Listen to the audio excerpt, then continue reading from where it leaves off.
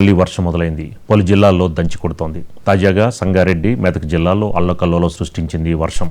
దీంతో వాగులు పొంగి పొర్లుతున్నాయి. పలు చోట్ల చెరువులకి గండ్లు పడ్డాయి.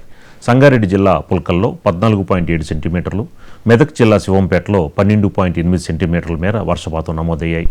సంగారెడ్డి జిల్లా మీన్పూర్లో కోమటికుంటకు గండి పడ్డంతో పంట పొలాలు నీట మునిగాయి. మెదక్ జిల్లా నర్సాపూర్ మండలం కాజీపేట శివారు మోత్కుల కుంటకు గండిపడి నీరు వృధాగా పోతోంది. మెదక్ జిల్లా రెగోడ్లో వర్షానికి పెట్రోల్ బంక్ జలమయమైంది. మెదక్ జిల్లా ధూప్సింగ్ తండా, సంగారెడ్డి జిల్లా నాగల్గిద్దలోని మున్యా తండా, గైరాన్ తండాకు రాకపోకలు నిలిచిపోయాయి.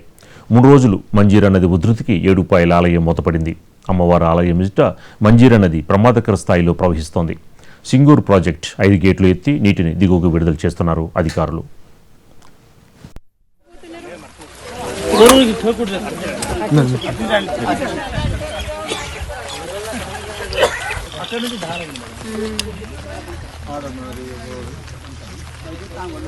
और बरात रात्री से हाँ बरात